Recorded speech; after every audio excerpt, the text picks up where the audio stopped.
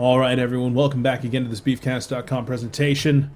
You know, there's no Beefcast.com. Maybe there will be one day. But what can you do?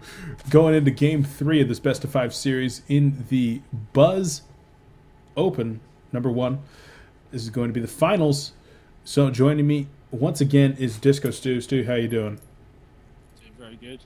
Yourself? Feeling too tired?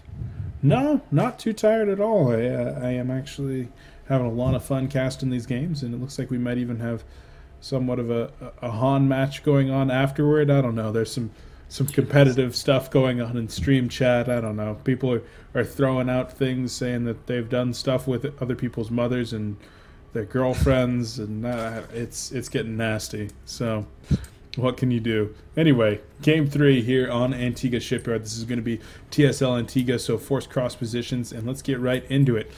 In the bottom left-hand corner, winning the last game with some impressive mech play, he is the blue Terran DarkShadow. And in the top right-hand corner, his opponent, a Zerg that's shown pretty impeccable macro, although last game made a couple of mistakes and ended up losing it. Let's see if we can come back and really finish out this series. He's the purple Zerg Zwirwel, aka Apu. Alright, so here on Antigua Shipyard, this is a map that for a long time people said really did favor Terran just because Zerg had such a hard time taking a fourth base on it due to the siege tank pushes that really could happen. In recent months, Zerg has actually been a little bit favored. Zerg being favored on this map, like a lot of other maps, just because of the queen buffs. Terran are having a lot of hard time just really pushing out, doing any kind of early damage to the Zerg. But more so than other maps, this one has really been affected by the queen push. Getting that creep spread out really nice and early has enabled Zergs to take a lot earlier and easier forts. So this has actually been a pretty big step for Zergs. Being able to defend at this communal choke of the natural and the third base here is really an advantage. Getting a couple of queens and a couple of spines up there is able to hold off a ton of aggression from the Terran player.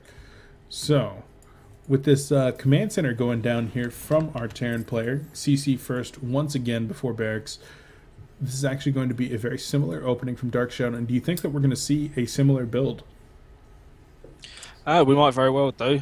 He's done a obviously fast expand. He's going to need to obviously get a couple of units out quick just to make sure he doesn't get caught out or anything. But what worked last time, why wouldn't it work again? You know, might as well try it unless he's got something else up his sleeve. Sure.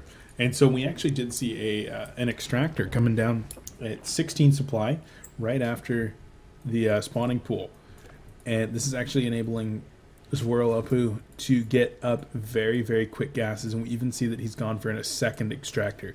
So Apu really looking to punish his opponent's greed in the last game, assuming that he might be just as greedy this game, going to go for a Baneling bust. This one is absolutely, I'm like 99% positive right now. That is what's going to happen. As soon as he gets speed going right now, he's going to be dropping a Baneling nest shortly afterward, trying to get up that gas as high as possible. Or I guess he could be rushing some kind of lair tech. Apu has shown us a couple of times that he's not afraid to get that lair tech up fast. But there it is. Baneling nest does go down. The thing that I'm worried about with this is that Zergling speed has not been evolved yet, and that is something absolutely crucial to this build. He really needs that Zergling speed. So that could be a mistake that actually comes back to bite him really hard. If this attack does end up failing, I would say that it's because his Zergling speed is so late.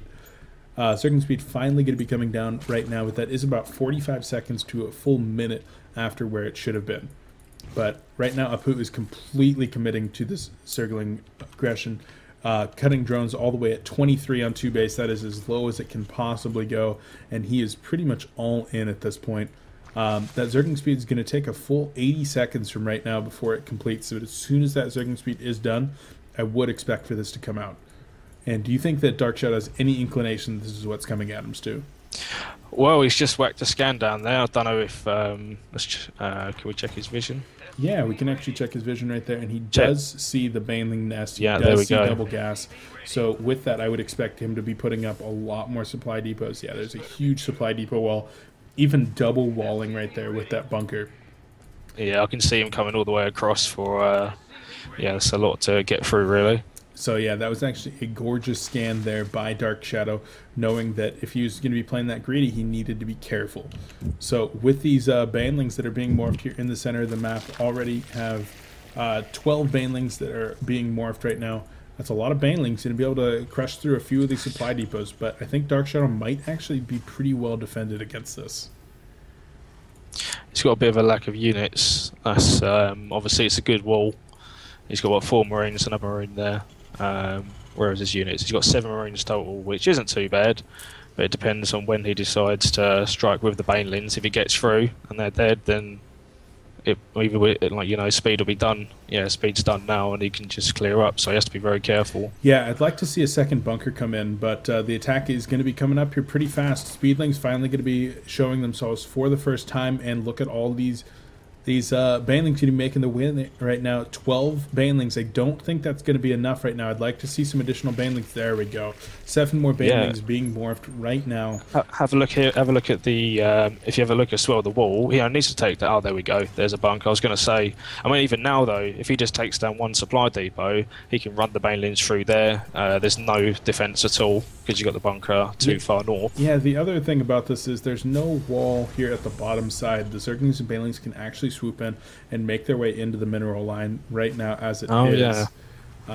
So we'll see where Apu chooses to attack this. The banelings going to be coming in here right now, and they're going straight for the center. Just going to go ahead, put all that down. The supply depots were actually down, and the banelings going to be making their way up into the main base right now. 4 starports going to be coming down right now. But DarkShadow is actually going to just call GG right there, assuming that his wall was going to hold, but his supply depots were down. How unfortunate.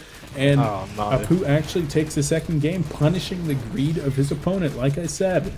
And right now, going into a match point here for Apu. So, any final comments on that game, Stu? No, it's a very good bailing bust. That's all I got to say. And I mean, yeah, he just maybe needed a bit more defense, or I don't know, maybe some tanks or something. Yeah, it's very unfortunate there for our Terran player.